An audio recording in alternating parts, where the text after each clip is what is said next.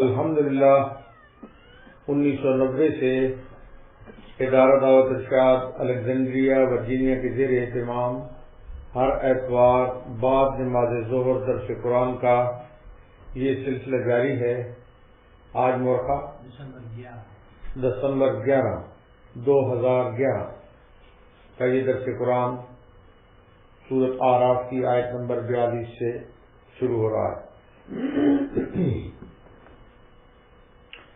اعوذ باللہ من الشیطان الرجیم،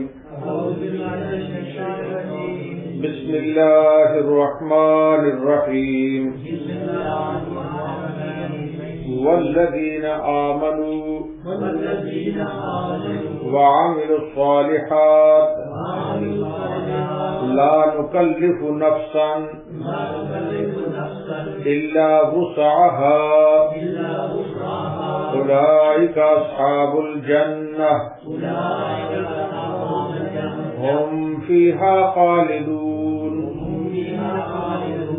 ونزعنا ما فی صدورہم من غل تجری من تحتہم الانہار وقالوا الحمد للہ الذی ہدانا لہذا وما كنا لنهتدي لولا أن هدانا الله لقد جاءت رسل ربنا بالحق ونودوا أن تلكم الجنة أورثتموها بما كنتم تعملون۔ صدق اللہ العظیم۔ ترجمہ: والذین آمنوا وعملوا الصالحات، اور جو لوگ ایمان لائے اور انہوں نے نیک کام کیے، لا نکلف نفسا الا وسعها، ہم کسی شخص کو اس کی قدرت سے زیادہ کوئی کام نہیں بتلاتے۔ اولئک اصحاب الجنہ، ایسے لوگ جنت والے ہیں۔ ہم فیہا خالدون، وہ اس میں ہمیشہ ہمیشہ رہیں گے۔ ونزعنا ما فی صدورہم من غل، اور جو کچھ ان کے دلوں میں ہے، دلوں میں غبار تھا، ہم اس کو دور کر دیں گے۔ تجری من تحتہم الانہار، اور ان کے نیچے نہریں جاری ہوں گی۔ وقالوا الحمد للہ الذی ہدانا لہذا، اور وہ لوگ کہیں گے اللہ کا لاکھ لاکھ احسان ہے جس نے ہم کو اس مقام تک پہنچایا۔ وما كنا لنهتدي لولا ان هدانا اللہ، اور ہماری کبھی رسائی نہ ہوتی اگر اللہ تعالی ہم کو نہ پہنچاتے۔ لقد جاءت رسل ربنا بالحق، واقعی ہمارے رب کے پیغمبر سچی باتیں لے کر آئے تھے۔ وَنُودُوا أَن تِلْكُمُ الْجَنَّةُ أُورِثْتُمُوهَا بِمَا كُنتُمْ تَعْمَلُونَ، اور ان سے پکار کر کہا جائے گا کہ یہ جنت تم کو دی گئی ہے تمہارے اعمال کے بدلے۔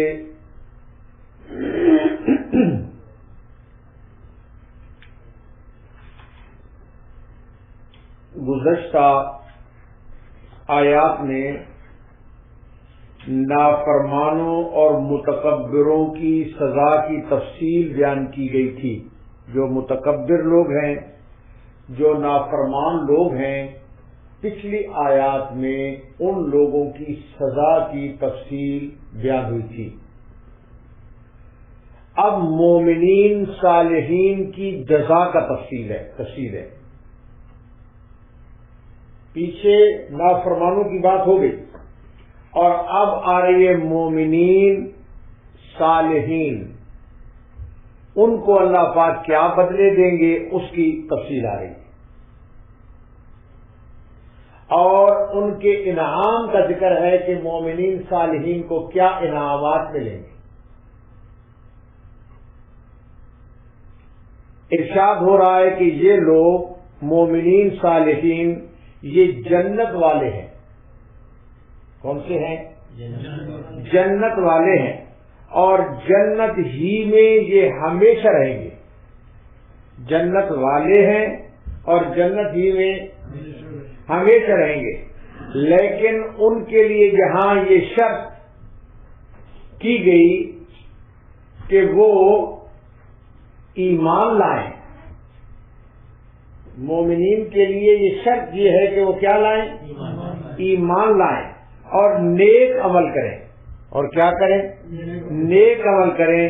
اور اس کے ساتھ ساتھ اللہ پاک نے اپنی ایک رحمت اور کرم کا انتہائی فیصلہ فرمایا. اس آیت میں اللہ پاک نے فرمایا لا نکلف نفسا الا وسعها. توجہ فرماؤ، میں ترجمہ کرتا ہوں. آیت نمبر 42 سورۃ اعراف، والذین آمنوا وعملوا الصالحات، جو لوگ ایمان لائے اور انہوں نے نیک کام کیے.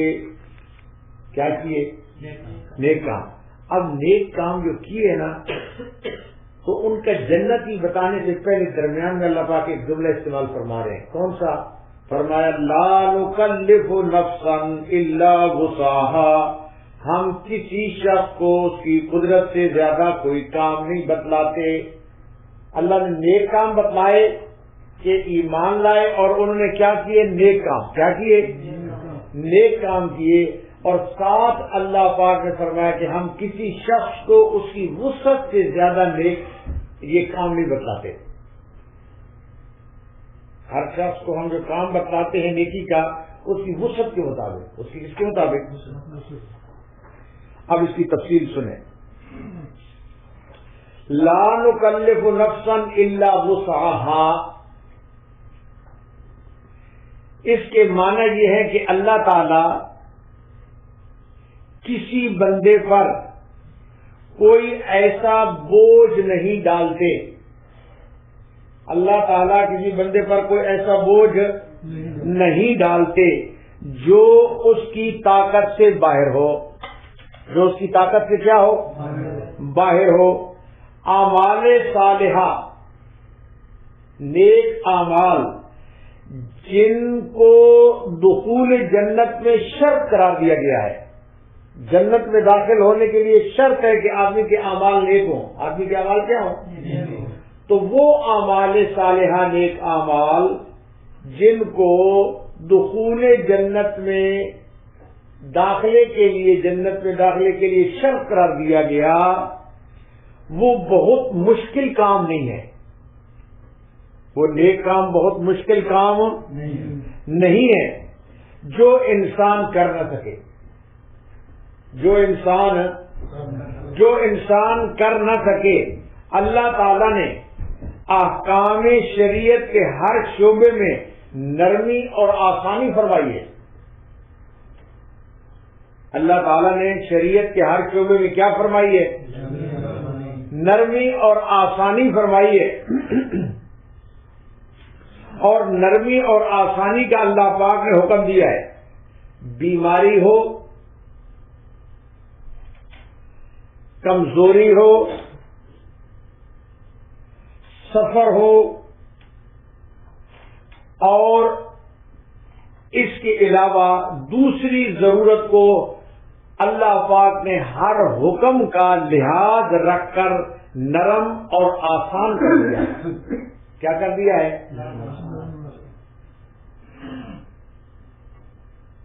یہ تمام مراحل کے اندر اللہ پاک نے شریعت کے احکامات اس کے اندر جو ہے ان مراحل میں، سفر میں، بیماری میں، ان چیزوں میں چینج ہو جاتے ہیں. نرم ہو جاتے ہیں. کیا ہو جاتے ہیں؟ نرم ہو جاتے ہیں.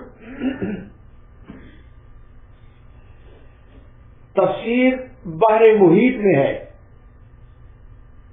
کہ جب انسان کو اعمال صالحہ کا حکم دیا گیا کہ یہ فرمایا گیا نا کہ ایمان لاؤ اور اعمال صالحہ کرو تب جنت میں جاؤ گے، تو تفسیر بحر محیط میں ہے کہ جب انسان کو اعمال صالحہ کا حکم دیا گیا تو یہ احتمال تھا کہ یہ حکم بھاری ہوگا. یہ حکم کیا ہوگا؟ اعمال صالحہ کرنا حکم کیا ہوگا؟ بھاری ہوگا، کیونکہ تمام اعمال صالحہ ہر جگہ کے اوپر بجا لانا یہ انسان کے بس کی بات نہیں ہے. ہر جگہ کے اوپر ہر وقت اعمال صالحہ کو بجا لانا انسان کے بس کی بات نہیں، انسان کے بس کی بات نہیں. اس لیے اس شبہ کو ان الفاظ میں اللہ پاک نے اس شبے کو دور فرمایا. اس کو فرمایا، اس شبے کو دور کر دیا کہ تمام انسانی زندگی کے مختلف ادوار اور حالات کا جائزہ لے کر ہر حال میں اور ہر وقت میں اور ہر جگہ کے لیے ہم نے سب احکامات علیحدہ علیحدہ دیے ہیں جن پر عمل کرنا کوئی دشوار کام نہیں ہے. آپ بات کو سمجھ گئے؟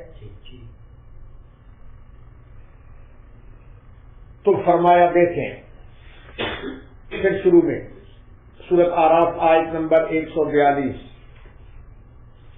والذین آمنوا وعملوا الصالحات، جو لوگ ایمان لائے انہوں نے نیک کام کیے، لا نکلف نفسا الا وسعها، ہم کسی شخص کو اس کی قدرت سے زیادہ کوئی کام نہیں بتلاتے.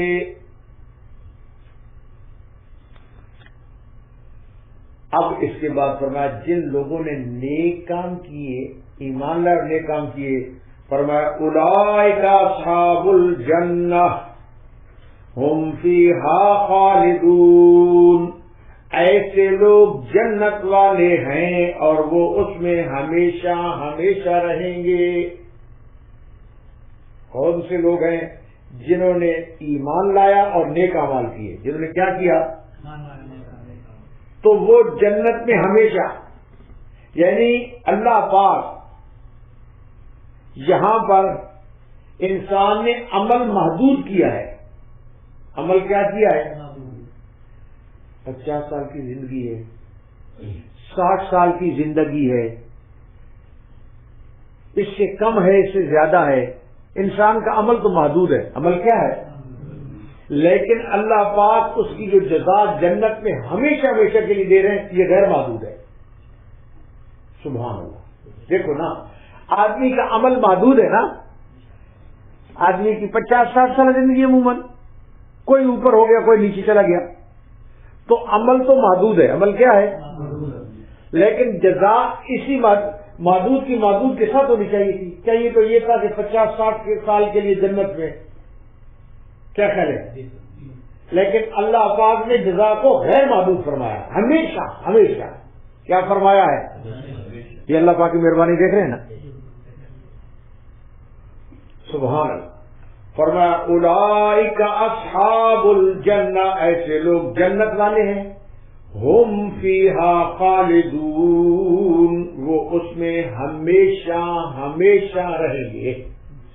یہ خالدون کا معنی. تو گویا عمل محدود اور اس کی جو جزا ہے یہ غیر محدود ہے. یہ کیا ہے؟ غیر محدود ہے. اب اس کے بعد جنت کی اور نعمت سنو ہے، جسے کہ جنت کی. سبحان اللہ. آگے یہ آیت نمبر اب آ رہی ہے سورۃ اعراف کی آیت نمبر 43. فرمایا وَنَزَعْنَا مَا فِي صُدُورِهِم مِّنْ غِلٍّ، اور جو کچھ ان کے دلوں میں غبار تھا ہم اس کو دور کر دیں گے. یہ بھی ابھی میں اس کی تفصیل بیان کروں گا کہ جو کچھ ان جنتیوں کے دلوں کے اندر غبار تھا، کیا تھا؟ ہم اس کو دور کریں گے. ہم اس کو کیا کریں گے؟ دور کریں گے. جنت میں داخل ہونے کے بعد ایک اللہ پاک یہاں پر خاص انعام کا ذکر کر رہے ہیں. جنت میں داخلے کے بعد، انٹری کے بعد اللہ پاک اپنے خاص انعام کا، کس کا؟ خاص انعام کا اللہ پاک ذکر فرما رہے ہیں کہ اہل جنت کے درمیان اہل جہنم کی طرح کوئی باہمی عداوت اور دشمنی نہیں ہوگی. یہ جو پیچھے گزر چکا کہ اہل جہنم کا جب ایک گروہ جہنم میں پہنچ جائے گا، جب دوسرا گروہ جائے گا تو وہ کہے گا او لامتی ہو، بیٹھے ہوئے ہو، تمہاری وجہ سے ہم بھی آئے ہیں. تو یہ پچھلی آیات میں اہل جہنم کی عداوت کا ذکر ہوا ہے کہ آپس میں یہ دشمن ہوں گے. آپس میں کیا ہوں گے؟ جہنم کے اندر رہنے کے باوجود بھی آپس کے اندر ان کی عداوت ہوگی. کیا ہوگی؟ لیکن بخلاف جنتیوں کے اللہ پاک فرماتے ہیں ہم ان کے دل سے غبار کو دور کریں گے. جنتیوں کے جو دل میں آپس میں کوئی غبار ہے ہم اس کو کیا کریں گے؟ سبحان اللہ. یعنی کوئی اگر نفرت وہاں پر، نفرت آپس میں نہیں ہوگی، آپس میں نفرت نہیں ہوگی، بلکہ مومنین صالحین کے سینوں میں جو ایک دوسرے کی طرف سے دنیا میں کوئی غلط فہمی ہوئی، دنیا میں کیا ہوئی؟ آدمی کی ایک دوسرے کے ساتھ دنیا میں غلط فہمی ہو سکتی ہے. کوئی اگر غلط فہمی ہوئی اس کی بنا پر کسی قسم کی خفگی ہے، جنتیوں کی اگر کسی قسم کا رنج ہے یا کسی قسم کی ناخوشی ہے، تو جنت میں جانے کے بعد اللہ پاک فرماتے ہیں ہم ان کی خفگی اور اس قسم کی چیزوں کو سینوں سے کھینچ لیں گے. سینوں سے کیا لیں گے؟ جنتیوں کے سینوں سے یہ چیز ہم ختم فرما دیں گے، کھینچ لیں گے. جنت میں پہنچ جانے کے بعد ایک دوسرے سے نہ تو عداوت ہوگی، ایک دوسرے سے نہ تو عداوت ہوگی اور نہ ہی شکوہ اور شکایت ہوگا، اور نہ ہی کیا ہوگا؟ نہ ہی شکوہ اور شکایت ہوگا. نہ عداوت ہوگی اور نہ ہی کیا ہوگا؟ شکوہ اور شکایت ہوگا. سب بھائی بھائی جنتی جو ہوں گے سب بھائی بھائی بن کر رہیں گے. کیا بن کر رہیں گے؟ سب بھائی بھائی بن کر رہیں گے، کیونکہ رنج اور غم عیش کو مقدر کرتا ہے. یہ جو رنج ہے ایک دوسرے کے ساتھ یا کوئی غم لگا ہوا ہے، یہ انسان کا جو آرام ہے اس کو مقدر کرتا ہے. اس کو کیا کرتا ہے؟ اور وہاں پر تو مکمل فیس دینا ہے اللہ پاک نے. وہاں پر کیا دیر پہنچانا ہے اللہ پاک؟ محمد مکمل فیس. تو جنت میں تکبر کا نام و نشان نہیں ہوگا. جنت میں تکبر کا نام و نشان نہیں ہوگا. اب حدیث سنیں جو جنتی ہیں. سبحان اللہ. فرمایا حدیث میں حضور اقدس صلی اللہ علیہ وسلم نے ارشاد فرمایا کہ جنتی ایسے ہوں گے کقلب رجل واحد، ایسے ہوں گے جیسے سب کا جو کقلب رجل واحد، ایک آدمی کے دل کی طرح، یعنی ایک آدمی کے دل کی طرح، یعنی سب کی سوچ یکساں ہوگی. کوئی کسی قسم کا، یعنی کہ ایک آدمی اپنے اوپر تو کوئی کسی قسم کا رنج اور اس کو نہیں ہے نا، تو ایک آدمی کے دل کی طرح تمام جنتی ہوں گے. فرمایا کقلب رجل واحد، یعنی تمام جنتی ایک آدمی کے دل کی مانند ہوں گے. لا تباغض بینہم، ان کے درمیان کوئی بغض اور نفرت اور کدورت نہیں ہوگی. کوئی کسی قسم کی آپس کے اندر بغض، نفرت اور کدورت وغیرہ جنتیوں کی آپس کے اندر نہیں ہوگی. اور اگر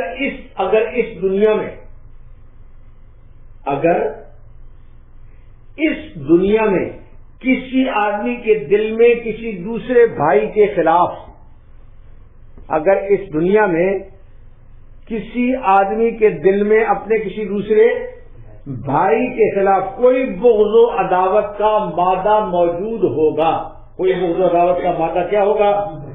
موجود ہوگا، تو جنت میں پہنچنے سے پہلے پہلے اس کو نکال دیا جائے گا۔ جنت میں پہنچنے سے پہلے پہلے اس کو کیا کر دیا جائے گا؟ نکال دیا جائے گا۔ جیسا کہ بعض روایات میں ہے، فرمایا کہ یہ لوگ جب پل صراط سے گزریں گے، یہ جنتی لوگ جب کس سے گزریں گے؟ جب یہ جنتی لوگ پل صراط سے گزریں گے تو پانی کے ایک چشمے پر پہنچیں گے۔ پل صراط سے گزرنے کے بعد جنتی لوگ پانی کے کس کے اوپر پہنچیں گے؟ ایک پانی کے چشمے کے اوپر پہنچیں گے، اور اس چشمے کا پانی جنتی جب پیئیں گے، اس پانی کا خلاصہ یہ ہوگا کہ سب کے دلوں سے باہمی کینہ اور قدورت دھل جائے گی۔ اس پانی کا خلاصہ یہ ہوگا، پل صراط کو عبور کرنے کے بعد چشمہ آئے گا آگے، تو اس پانی کے پینے کا خاصہ یہ ہوگا کہ جو اندر کو قدورت یا بغض ہے ایک دوسرے کے خلاف ختم ہے، بھول جائے۔ اور امام قرطبی رحمت اللہ علیہ نے آیت کریمہ جو قرآن کی آیت ہے اس میں امام قرطبی کون سی آیت؟ وہ جو اللہ پاک نے ایک مقام پر فرمایا وَسَقَاهُمْ رَبُّهُمْ شَرَابًا طَهُورًا، یہ قرآن کی آیت ہے۔ اللہ پاک فرماتے ہیں وَسَقَاهُمْ رَبُّهُمْ شَرَابًا طَهُورًا، اللہ پاک جنتیوں کو پاک شراب پلائیں گے۔ شراباً طہورا، شراباً کون سی؟ پاک شراب۔ کون سی شراب؟ پاک شراب پلائیں گے، شراباً طہورا۔ تو اس آیت کے تحت یہ جو آیت ہے وَسَقَاهُمْ رَبُّهُمْ شَرَابًا طَهُورًا، امام قرطبی رحمت اللہ علیہ فرماتے ہیں کہ جنت کے اس پانی میں یہ جو اللہ پاک پلائیں گے جس کا ذکر ہے، جنت کے اس پانی میں دلوں کی قدورتیں دھل جائیں گی۔ اس پانی کے اندر یہ خصوصیت ہے، یہ جو اللہ پاک نے خصوصیت سے فرمایا ہم پاک شراب پلائیں گے، کیونکہ انہوں نے دنیا میں اس پلید شراب سے نفرت کی ہے میرے حکم کی وجہ سے، تو اللہ پاک وہاں پر پاک شراب پلائیں گے۔ اور اس پاک شراب کا امام قرطبی رحمت اللہ علیہ فرماتے ہیں اس کا خاصہ یہ ہے کہ انسان کے دل میں جو کسی اپنے دوسرے جنتی بھائی کے خلاف قدورت ہوگی یا نفرت ہوگی یا بغض ہوگا، اس کو دھو دے، وہ دھل جائے۔ اللہ پاک سب کو نصیب فرمائے۔ اسی سلسلے میں حضرت علی رضی اللہ تعالیٰ عنہ کا فرمان ہے، ایک مرتبہ آپ نے یہ جب آیت پڑھی، یہ آیت وَنَزَعْنَا مَا فِي صُدُورِهِم مِّن غِلٍّ، ایک مرتبہ جب حضرت علی رضی اللہ تعالیٰ نے اس آیت کو پڑھا، اس آیت کو پڑھا، تو آپ نے فرمایا حضرت علی رضی اللہ تعالیٰ کہ مجھے امید ہے، آپ نے فرمایا کیا؟ مجھے امید ہے کہ ہم میں، آپ نے فرمایا مجھے امید ہے کہ ہم میں اور حضرت عثمان، طلحہ اور زبیر، تین شخصیتوں کا نام دیا ہے، حضرت عثمان، طلحہ اور زبیر ان لوگوں میں سے ہوں گے جن کے سینے دل جنت میں پہلے قدوسوں سے صاف کر دیے جائیں گے۔ فرمایا کہ مجھے امید ہے اس آیت کے تحت کہ ہمیں ہمارے سینوں کو، کیونکہ ان حضرات کی آپس کے اندر کچھ قدورت تھی، آپس کے اندر کیا تھی؟ اور اسی وجہ سے وہ حضرات ان کے آپس میں دنیا میں اختلافات پیش آئے ہیں، دنیا میں کیا پیش آئے ہیں؟ اختلافات پیش آئے، اور ان حضرات کی آپس میں نوبت جنگ تک پہنچی تھی۔ نوبت ان کی آپس میں کیا پہنچی ہے؟ جنگ تک پہنچی ہے۔ تو فرماتے ہیں حضرت علی رضی اللہ تعالیٰ عنہ کہ مجھے امید ہے اس آیت کے تحت کہ اللہ پاک ہماری قدرتوں کو جنت میں داخل ہونے سے پہلے پاک اور صاف فرما دیں. یہ حضرت علی رضی اللہ تعالیٰ کو فرما ہے. اور صحیح بخاری میں ہے. کس میں ہے؟ صحیح بخاری میں ہے کہ جناب رسول اللہ صلی اللہ علیہ وسلم نے ارشاد فرمایا کہ جنت میں جو پہلی جماعت داخل ہوگی، آپ پیچھے سن چکے ہیں نا کہ جو جہنمی ہے، جب وہ ایک جماعت داخل ہوگی تو دوسری اس کو لعنت کرے گی. دوسری اس کو کیا کرے گی؟ پہلے گروپ بیٹھا ہوا ہوگا نا جہنم میں، جب دوسرے جائے گا گروپ اس کو وہ لعنت کرے گا، کہے گا وہ لعنتی ہو، بیٹھے ہوئے ہو، تمہاری وجہ سے ہم بھی آ گئے.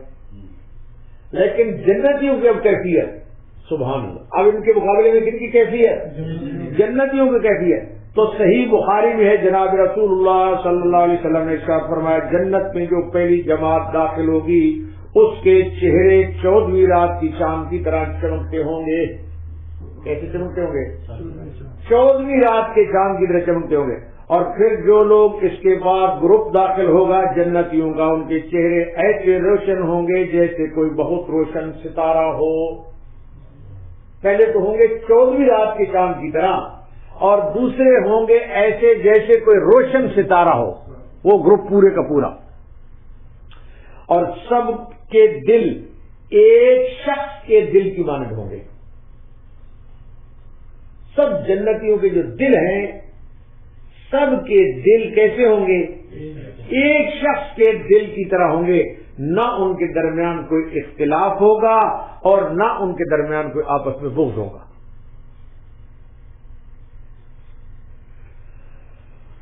اور تفسیر روح المعانی میں ہے، یہ تفسیر کی کتاب ہے اور نام کیا ہے؟ تفسیر روح المعانی. تفسیر روح المعانی کے اندر ہے کہ جنتی جب جنت کی طرف دوڑیں گے، جنتی جب جنت کی طرف دوڑیں گے تو اس کے دروازے کے پاس ایک درخت پائیں گے. اس کے دروازے کے پاس ایک کیا پائیں گے؟ ایک درخت پائیں گے جس کے نیچے 2 چشمے جاری ہوں گے. درخت کے نیچے 2 چشمے کیا ہوں گے؟ 2 چشمے جاری ہوں گے، جن میں سے ایک چشمے کا وہ پانی پیئیں گے جنتی تو ان کے سینے کا کینہ دور ہو جائے گا، اور وہی شراب طہور ہے. وہی شراب کیا ہے؟ وہی شراب طہور ہے. کما قال اللہ تعالی وسقاہم ربہم شرابا طہورا. تو ایک چشمے کا پانی پیئیں گے تو ان کی کدورت دور ہوگی، اور فرمایا دوسرے چشمے سے وہ غسل کریں گے. دوسرے چشمے سے کیا کریں گے جنتی؟ غسل کریں گے، جس سے ان میں تازگی اور خوشحالی آ جائے گی. ان میں تازگی اور خوشحالی آ جائے گی. اور بعض علماء نے توجہ ہے نا بھائی، وَنَزَعْنَا مَا فِي صُدُورٍ مِّنْ غِلٍّ، بات اسی آیت کے اوپر ہو رہی ہے. بعض علماء نے وَنَزَعْنَا مَا فِي صُدُورٍ مِّنْ غِلٍّ اس کے معنی یہ بیان کیے ہیں کہ باوجود اس کے کہ جنتیوں کے درجات مختلف ہوں گے. جنتیوں کے درجات کیا ہوں گے؟ ظاہر بات ہے، جو انبیاء کا درجہ ہے، جو شہداء کا درجہ ہے، جو صدیقین کا درجہ ہے، جو بڑے ولی لوگ ہیں ان کا درجہ وہ مختلف ہوگا. عام جنتیوں کا درجہ مختلف ہوگا. تو بعض علماء نے کہا کہ اس سے مراد یہ ہے کہ جو جنتیوں کے درجات مختلف ہوں گے، جنتیوں کیا ہوں گے؟ درجات مختلف ہوں گے. کوئی اعلیٰ درجے میں ہوگا، کوئی ادنی درجے میں ہوگا، مگر بئی ہما ان کے دلوں میں آپس میں کسی قسم کا حسد نہیں ہوگا. یہاں پر تو ایک چھوٹے گھر والا بڑے گھر والے کے اوپر حسد کر رہا ہے کہ نہیں؟ اچھی گاڑی والا جو پرانی گاڑی والا جو اچھی گاڑی والے کے اوپر حسد کر رہا ہے، لیکن وہاں پر کسی کا مقام جنت میں بہت اعلیٰ اور کسی کا بہت ادنا، لیکن اس کے باوجود جنتیوں کا آپس کے اندر کسی قسم کا حسد نہیں ہوگا کہ یہ مجھے ملنا چاہیے تھا جس کے اندر یہ پہنچا ہوا ہے. حسد نہیں ہوگا. کیا نہیں ہوگا؟ حسد نہیں ہوگا. اور ہر جنتی اپنے درجے کے اوپر خوش ہوگا. کہ بس یہ کا ہر جنتی اپنے درجے کے اوپر کیا ہوگا؟ خوش ہوگا. اور سب ایک دوسرے سے محبت اور اخلاص کے ساتھ رہیں گے، بخلاف دوستیوں کے کہ وہ ایک دوسرے کے اوپر لعنت بھیج رہے ہوں. ایک تو عذاب بھی ہو رہا ہوگا، ساتھ لعنتیں بھیج رہے ہوں. تو یہی ارشاد فرمایا وَنَزَعْنَا مَا فِي صُدُورِهِم مِّن غِلٍّ، اور جو کچھ ان کے دلوں میں غبار تھا ہم اس کو دور کر دیں گے. یہ اللہ کا انعام، یہ بھی اللہ پاک جنت میں انعام فرما رہے ہیں. اور آگے فرمایا تجری من تحتہم الانہار، اور ان کے نیچے نہریں جاری ہوں گی. جنتیوں کے نیچے کیا جاری ہوں گی؟ نہریں. یعنی وہ لوگ ایسی جنت میں ہوں گے کہ ان کے محلات اور باغات کے درمیان نہریں رواں دواں ہوں گی. ان کے محلات اور باغات کے درمیان نہریں کیا ہوں گی؟ جاری ہوں گی، رواں دواں ہوں گی. جو ان کے لیے عجیب نشاط اور سرور کا باعث ہوگا. وہ جو نہریں جاری ہوں گی وہ ان کے لیے، جنتیوں کے لیے سرور کا اور نشاط کا باعث ہوگا. اور پھر وہ لوگ انتہائی مسرت کے ساتھ، جنتی انتہائی اور خوشی کے ساتھ اللہ تعالی کا شکریہ ان الفاظ میں ادا کریں گے. جس وقت یہ ساری نعمتیں مل جائیں گی تو اس وقت انتہائی مسرت کے ساتھ اور خوشی کے ساتھ جنتی اللہ پاک کا شکریہ ادا کریں گے. اور الفاظ کون سے ہوں گے؟ کہیں گے وَقَالُوا الْحَمْدُ لِلَّهِ الَّذِي هَدَانَا لِهَذَا وَمَا كُنَّا لِنَهْتَدِيَ لَوْلَا أَنْ هَدَانَا اللَّهُ. وہ لوگ کہیں گے کہ اللہ کا لاکھ لاکھ شکر ہے جس نے ہم کو اس مقام تک پہنچایا. وَمَا كُنَّا لِنَهْتَدِيَ لَوْلَا أَنْ هَدَانَا اللَّهُ، اور ہم کبھی رسائی ہماری نہ ہوتی اگر اللہ تعالی ہم کو نہ پہنچاتے. تو ان الفاظ کے ساتھ اللہ پاک کا شکریہ ادا کریں گے. ان الفاظ کے ساتھ اللہ پاک کا کیا کریں گے؟ اب توجہ فرماؤ. یعنی خدا کہیں گے خدا کا لاکھ لاکھ شکر ہے. کیا کہیں گے؟ خدا کا لاکھ سے لاکھ شکر ہے کہ جس نے یہاں تک ہماری رہنمائی فرمائی، جس نے یہاں جنت تک ہماری کیا فرمائی؟ رہنمائی فرمائی، اور ہمیں اس مقدس مقام پر پہنچایا. ہم کو اس مقدس مقام کے اوپر پہنچایا. اور آگے کہیں گے وما كنا لنهتدي لولا ان هدانا الله، اگر ہم کبھی بھی ہماری رسائی نہ ہوتی، اگر اللہ تعالی ہم کو نہ پہنچاتے، ہماری رسائی نہیں ہو سکتی تھی اگر ہم کو اللہ پاک یہاں پر نہ پہنچاتے. لولا ان هدانا الله لفظ کہا ہے، لولا ان، اس میں لفظ ہے ہدایت. لفظ کون سا ہے؟ اگر اللہ پاک ہم کو ہدایت نہ فرماتے تو ہم کبھی بھی نہیں پہنچ سکتے تھے، ہم کبھی بھی نہیں پہنچ سکتے تھے. اب اس سلسلے میں، ہدایت کے سلسلے میں امام راغب فرماتے ہیں کہ لفظ ہدایت کی تشریح، یہ جو کہتے ہیں نا کہ اگر اللہ پاک ہم کو ہدایت نہ کرتے، اور آدمی نماز کے اندر بھی ہمیشہ ہدایت کے لیے دعا مانگتا ہے نا، اہدنا الصراط المستقیم، کیا مانگتا ہے؟ اور یہی ہدایت جو ہے نا، یہی جنتی بھی وہاں پر ہدایت کی بات کر رہے ہیں. تو اس ہدایت کے سلسلے میں امام راغب رحمۃ اللہ علیہ نے بڑی عجیب بات لکھی ہے. امام راغب رحمۃ اللہ علیہ فرماتے ہیں کہ ہدایت کی تشریح بڑی مفید اور اہم بات انہوں نے یہ فرمائی ہے امام راغب نے کہ ہدایت کا لفظ عام ہے. ہدایت کا لفظ کیا ہے؟ اور اس ہدایت کے لفظ کے مختلف درجات ہیں.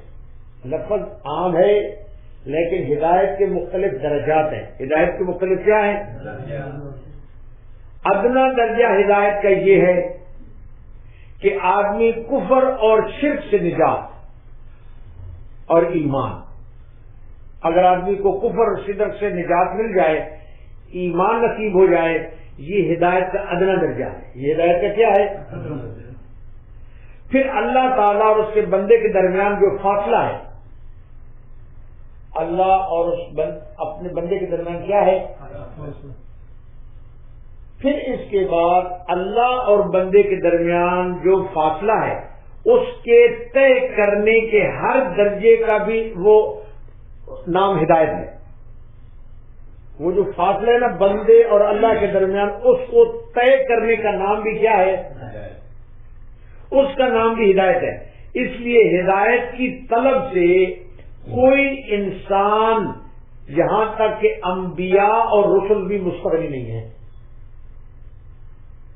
کیونکہ یہ جو ہدایت بندے اور اللہ کے درمیان جو فاصلہ ہے، ہدایت کے ذریعے اس فاصلے کو آدمی کم کرتا ہے. ہدایت کے ذریعے وہ فاصلہ کیا ہوتا ہے؟ کم ہوتا ہے. کیا ہوتا ہے؟ تو جیسے یہ فاصلہ کم کرنے کا ایک عام بندہ محتاج ہے، انبیاء اور رسول بھی ایسی محتاج ہے. تو جیسے اہدنا الصراط المستقیم ہم نے پڑھا اور ہم پڑھتے ہیں، ایسا ہی تمام پیغمبر اور امام الانبیاء نے بھی اپنی نماز میں اہدنا الصراط المستقیم پڑھا ہے. سمجھے؟ یعنی مطلب ہے کہ ہم تو اہدنا الصراط المستقیم، یا اللہ ہم کو سیدھا راستہ دکھا، ہدایت دے، لیکن امام الانبیاء حضور اکرم صلی اللہ علیہ وسلم نے بھی یہی پڑھا. اور وہ فرماتے ہیں امام راغب کی ہدایت کے مختلف درجات ہیں. مختلف کیا ہیں؟ جو بندے اور اللہ کے درمیان ہیں. تو فرمایا کہ جناب رسول اللہ صلی اللہ علیہ وسلم نے آخری عمر تک اہدنا الصراط المستقیم کی تعلیم جس طرح امت کو دی، خود بھی اہدنا الصراط المستقیم کی دعا کا خود بھی ایسے ہی اہتمام فرمایا. جیسے آپ نے امت کو تعلیم دی اہدنا الصراط المستقیم کی، ایسے خود بھی آپ نے اہتمام فرمایا اور خود بھی اہدنا الصراط المستقیم پڑھتے رہے.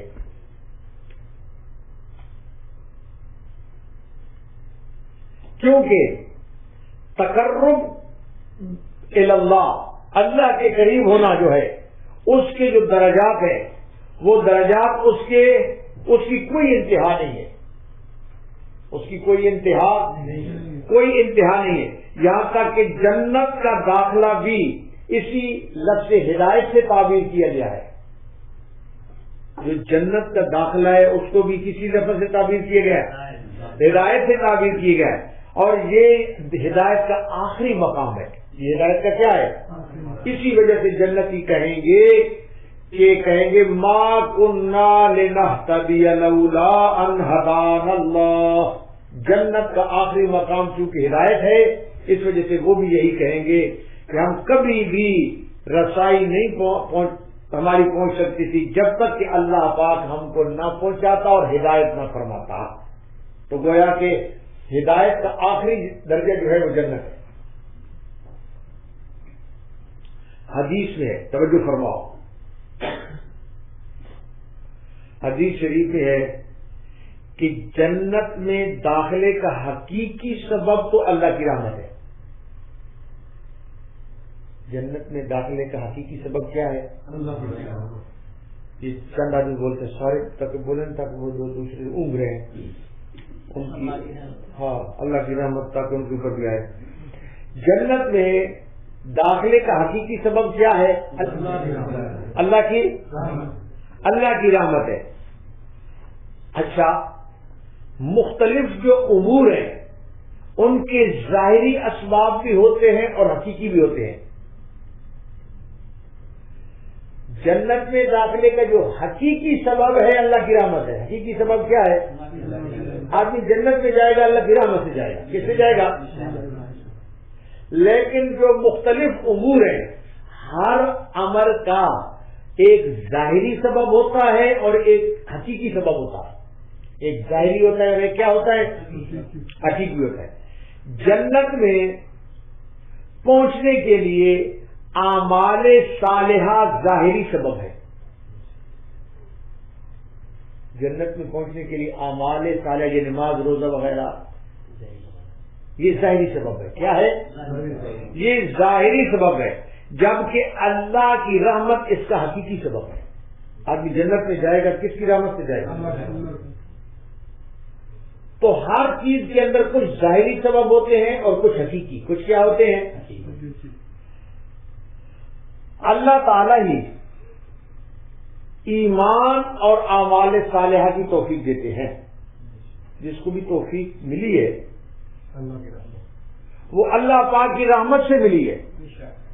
اللہ پاک ہی اپنی رحمت سے ایمان اور اعمال صالحہ کی کیا دیتے ہیں؟ توفیق دیتے ہیں.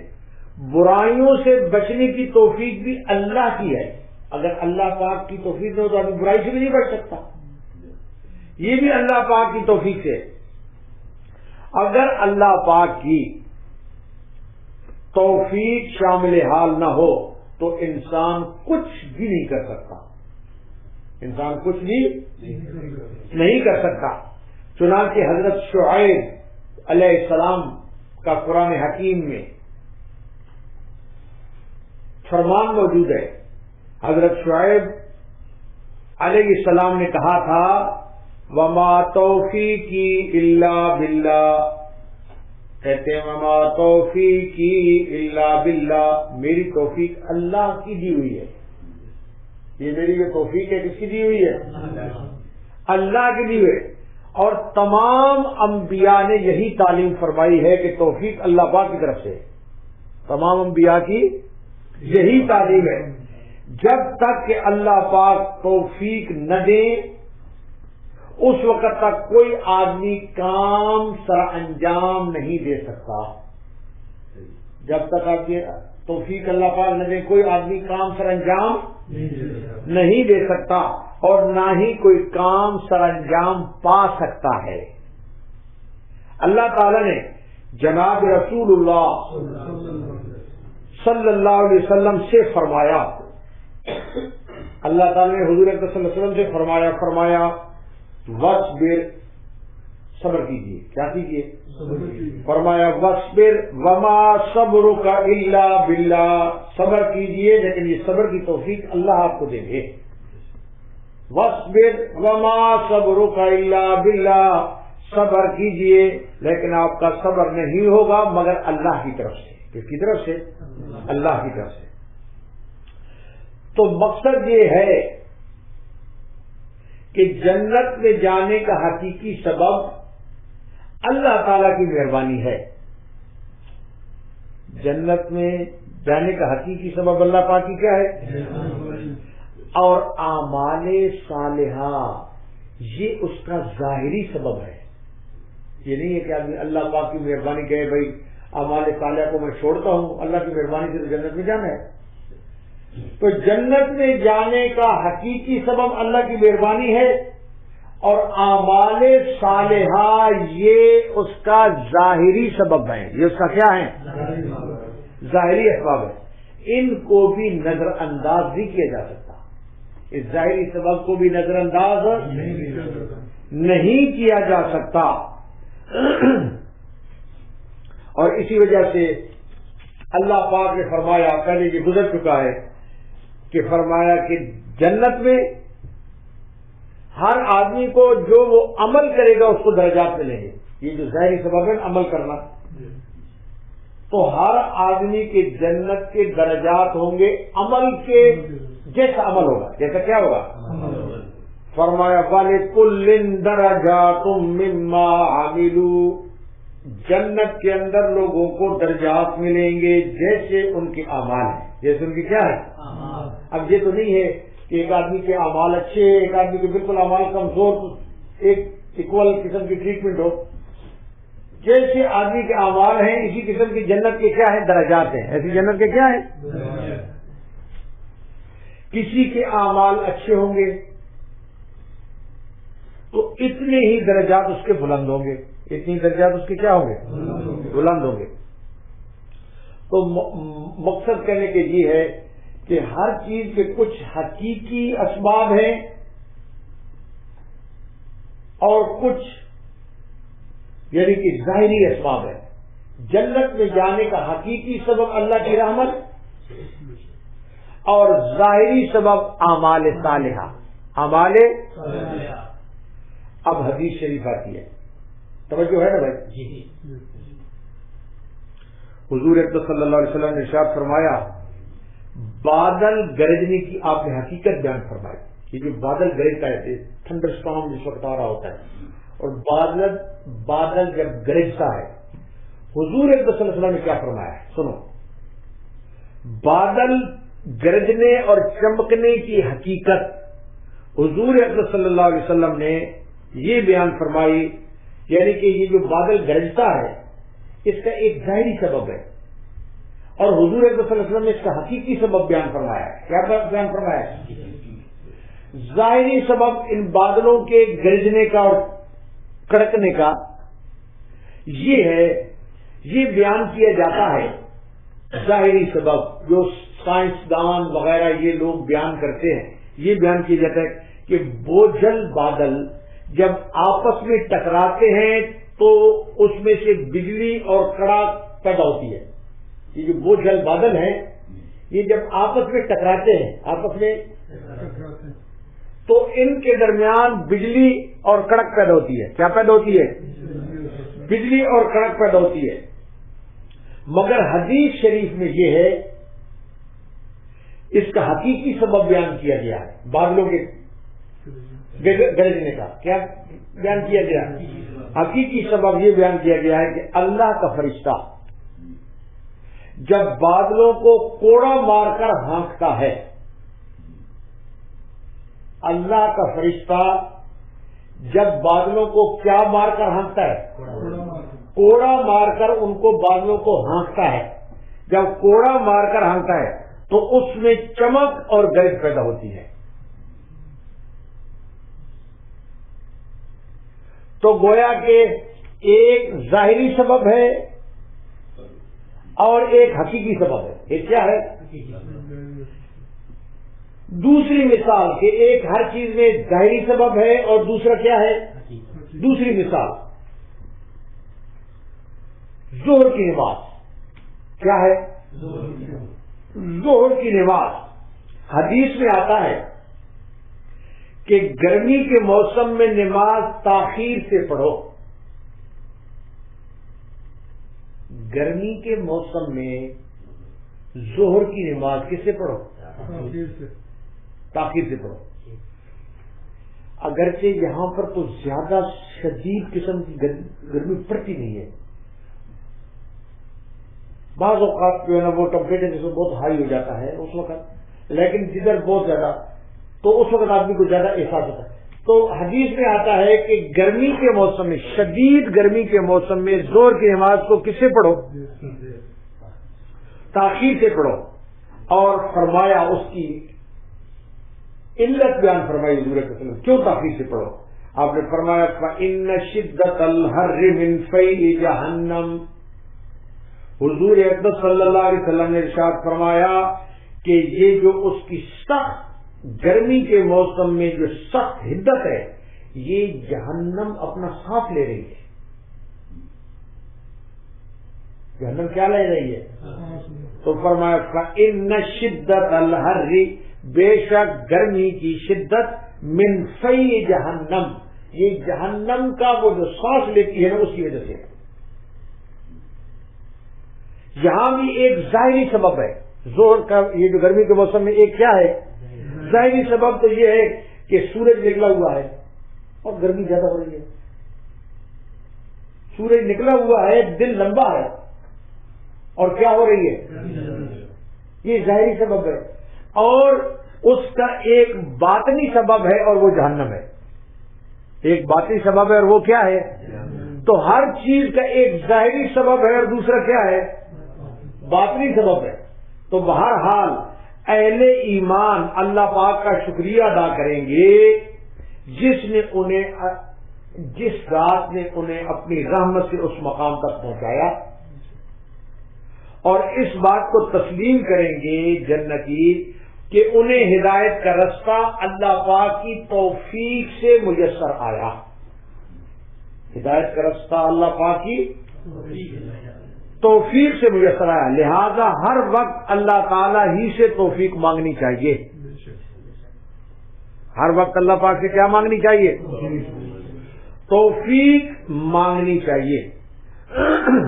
اسی وجہ سے فرمایا کلکم ضال الا من ہدیتہ، ہر آدمی گمراہ ہے مگر جس کو اللہ پاک ہدایت نصیب فرما دے.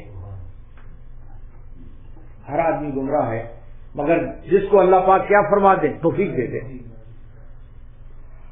تو فرمایا کلکم ضال الا من ہدیتہ، بنی نوع انسان میں ہر آدمی بھٹکا ہوا ہے. بنی نوع انسان میں ہر آدمی کیا ہے؟ ہر آدمی بھٹکا ہوا ہے مگر جسے اللہ پاک ہدایت نصیب فرمائے. مگر جسے اللہ پاک کیا نصیب فرمائے؟ ہدایت نصیب فرمائے. تو اہدنا الصراط المستقیم جو ہم نماز میں پڑھتے ہیں، کیا پڑھتے ہیں؟ اہدنا الصراط المستقیم کہہ کر ہر نماز میں سیدھے راستے پر چلنے کی اللہ پاک سے ہم توفیق مانگتے ہیں. کیا مانگتے ہیں؟ توفیق مانگی جاتی ہے. تو بہرحال خلاصہ بات کا یہ ہے کہ ایمان اور اعمال صالحہ جو اللہ تعالی کی بخشش کا ذریعہ ہیں، یہ سب اس کا فضل ہے. سب اس کا کیا ہے؟ سب اس کا فضل ہے. اور اہل جنت اس فضل کا مذاکرہ کریں گے اور یہ کہیں گے، کیا کہیں گے؟ لَقَدْ جَاءَتْ رُسُلُ رَبِّنَا بِالْحَقِّ، آیت کا دوسرا حصہ ہے. لَقَدْ جَاءَتْ رُسُلُ رَبِّنَا بِالْحَقِّ، واقعی ہمارے رب کے پیغمبر سچی باتیں لے کر آئے تھے. ہمارے رب کے پیغمبر کیا لے کر آئے تھے؟ سچی بات ہے. اہل جنت فرمائیں گے کہ آپس میں جب مذاکرہ کریں گے تو کہیں گے کہ یہ جو پیغمبر ہیں یہ سچی باتیں لے کر آئے. کیا لے کر آئے؟ یعنی ہم نے دنیا میں جنتی کہیں گے ہم نے پیغمبروں کی تصدیق کی. ہم نے پیغمبروں کی کیا کی؟ تصدیق کی، اور ان کی باتوں کو سچ ہونا ہم نے خود دیکھ لیا ہے. ان کی باتوں کا سچ ہونا ہم نے خود کیا کر لیا ہے؟ دیکھ لیا ہے. ہم کو جو کچھ ملا وہ پیغمبروں کے واسطے سے ملا، کیونکہ ہمیں یہ جو قرآن ملا، جو چیزیں ملی، نماز ملی، کس کی؟ پیغمبر صلی اللہ علیہ وسلم کے واسطے سے ملا. ہر چیز جو ہم کو ملی وہ کس سے ملی ہے؟ پیغمبر کے واسطے سے. کس سے ملی ہے؟ پیغمبر کے واسطے سے ملی. بغیر انبیاء کرام کے توسط سے بارگاہ خداوندی میں رسائی ممکن نہیں ہے. بارگاہ خداوندی میں پیغمبر صلی اللہ علیہ وسلم کی رہنمائی کے بغیر رسائی ممکن نہیں ہے. تو اسی وجہ سے آدمی کہے صلوات اللہ وسلامہ علیہم اجمعین، اللہ کی شاباشیں ہوں، اللہ پاک کی سلام ہوں پیغمبروں کا. کن کے اوپر؟ جب رسائی اللہ کے بارگاہ میں ہماری سب کی ہو رہی ہے کن کے واسطے سے؟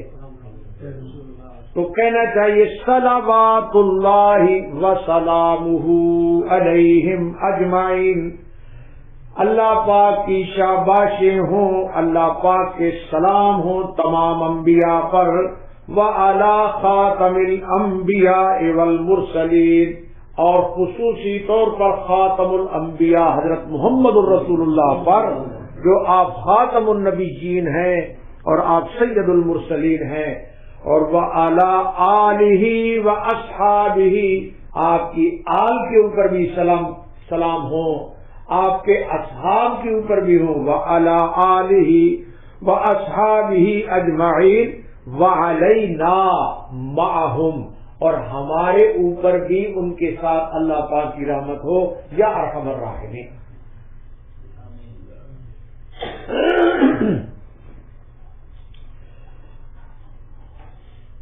جب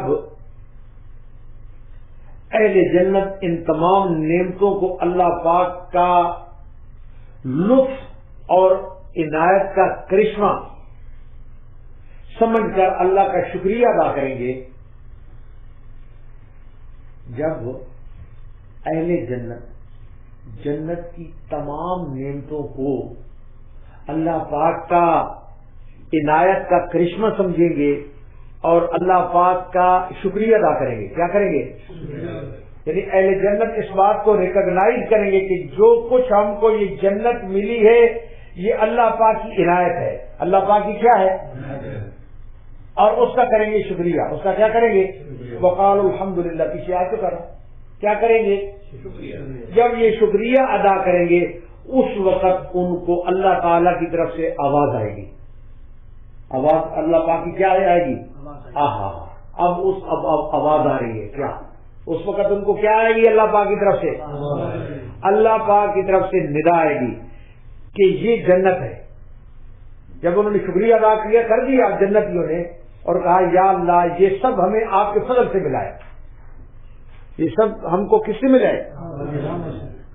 آپ کی رحمت اور آپ کے فضل سے ہم کو ملا ہے۔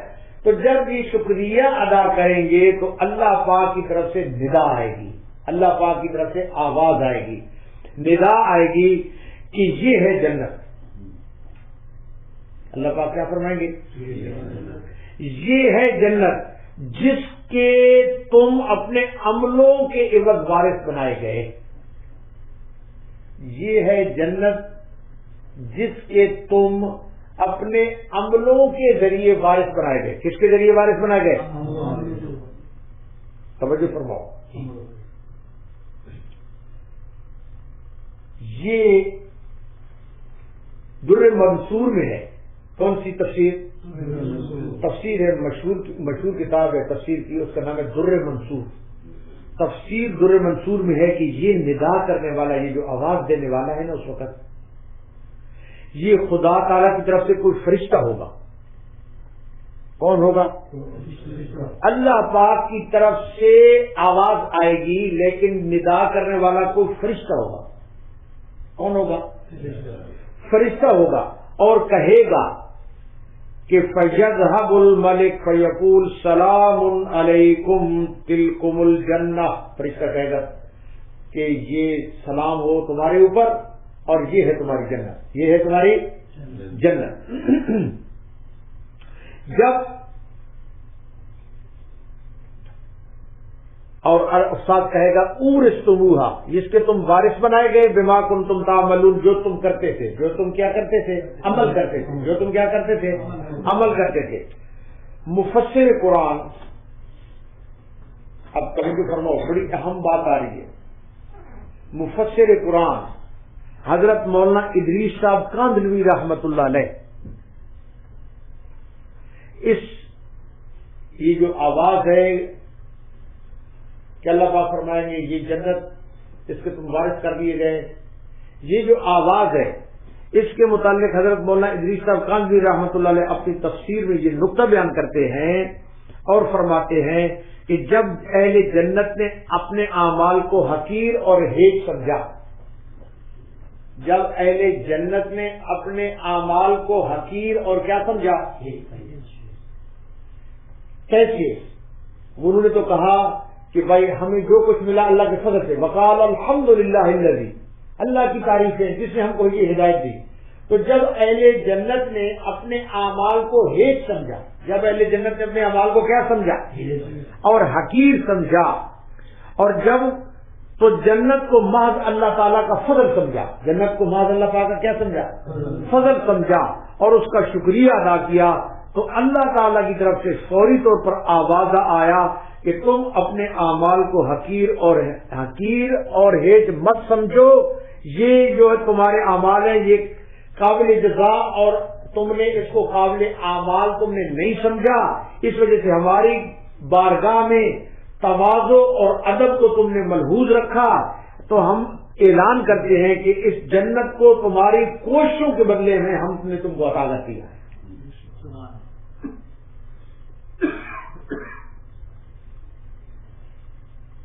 اب بات سمجھے، مطلب یہ ہے کہ جب اہل جنت نے خود تو نیک عمل کیے تھے دنیا میں، لیکن وہاں جنت میں جانے کے بعد انہوں نے کہا وقال الحمد للہ الذی ہدانا لہذا وما كنا لنهتدی لولا ان ہدانا اللہ، یہ جب نعرہ لگا دیا کہ ہمیں جو کچھ ملا اللہ کے فضل سے ملا، جو کچھ ہم کو ملا کس سے ملا؟ اللہ پاک کی رحمت فوری طور پر جوش میں آئی۔ اللہ پاک نے فرمایا تم نے اپنے اعمال کو ہیج سمجھا ہے ہمارے فضل کے مقابلے میں، تم نے کہا ہم نے کچھ نہیں کیا، سب اللہ کی فضل سے ہم کو ملا، تو اللہ پاک نے اعمال کی قدر کی، اور اللہ پاک نے فرمایا جو تم نے اعمال کیے ہیں ان کے بدلے ہم نے تم کو جنت کا وارث بنا دیا ہے۔ جنتیوں نے کہا ہم نے کچھ نہیں کیا، ہمیں سب کچھ جو ملا کس سے ملا؟ اللہ کی رحمت سے۔ تو اللہ پاک نے وہاں پر قدردانی فرمائی، کیا فرمائی؟ سبحان اللہ پاک نے وہاں پر قدردانی فرمائی اور فرمایا دیکھو وَنُودُوا أَن تِلْكُمُ الْجَنَّةُ، اور ان کو پکار کر کہا جاوے گا، ان کو جنتیوں کو کیا پکار کر کہا جائے گا، وَنُودُوا أَن تِلْكُمُ الْجَنَّةُ أُورِثْتُمُوهَا، ان کو پکار کر کہا جائے گا کہ یہ جنت تم کو دے دی گئی، یہ جنت تم کو بما کنتم تعملون، تمہارے اعمال کے بدلے۔ انہوں نے اپنے اعمال کے بدلہ ادھر اعمال کا ذکر نہیں، انہوں نے کہا یا اللہ جو کچھ ہم کو ہدایت ملی آپ کے فضل سے ملی ہے، اپنے اعمال کو حقیر سمجھا، اپنے اعمال کو کچھ نہیں سمجھا، تو اللہ پاک نے ان کے اعمال کی قدر کی اور کہا جو تم نے عمل کی ہم نے اس کے بدلے میں تم کو جنت دے گا۔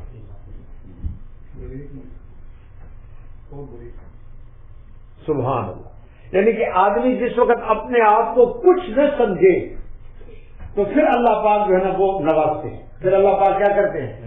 پھر اللہ پاک نوازتے ہیں۔ لیکن جب تک آدمی اپنے آپ کو سمجھتا رہے کہ میں بھی کچھ ہوں، پھر کچھ نہیں۔ اچھا، یہ جو بما کنتم تعملون ہے، توجہ فرماؤ، تھوڑی سی بس آخری باتیں آ رہی ہیں۔ بما کنتم تعملون سے بظاہر یہ معلوم ہوتا ہے، یہ جو اللہ پاک فرماتے ہیں کہ یہ جنت کو تم کو وارث کر دیا گیا جو کچھ تم کرتے رہے، جو کچھ تم کرتے رہے، تو یہ جو بما کنتم تعملون ہے اس سے بظاہر معلوم ہوتا ہے کہ اعمال صالحہ دخول جنت کا سبب ہے۔ اس سے بظاہر کیا معلوم ہوتا ہے کہ اعمال صالحہ دخول جنت کا کیا ہے؟ سبب ہے۔ اور ایک حدیث میں آتا ہے کہ کوئی شخص بسبب عمل کے جنت میں نہیں جائے گا۔ یہاں پر تو اعمال صالحہ کا سبب یہ معلوم ہو رہا ہے، لیکن حدیث میں آتا ہے اور حدیث میں کہ کوئی شخص بھی اپنے عملوں کے بدلے میں جنت میں نہیں جائے گا۔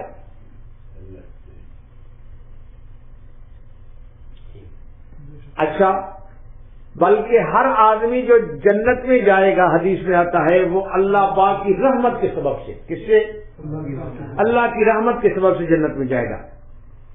تو اس آیت میں اور حدیث میں تعارض ہے، حدیث میں اور آیت میں کیا ہے؟ تعارض ہے، یعنی حدیث یہ بتا رہی ہے کہ جنت تم کو دی گئی تمہارے اعمال کے بدلے، گویا جنت مل گئی اعمال کے بدلے، اور حدیث میں آتا ہے کوئی آدمی بھی عملوں کے ساتھ جنت میں نہیں جائے گا جب تک اللہ پاک کی توفیق نہ ہو۔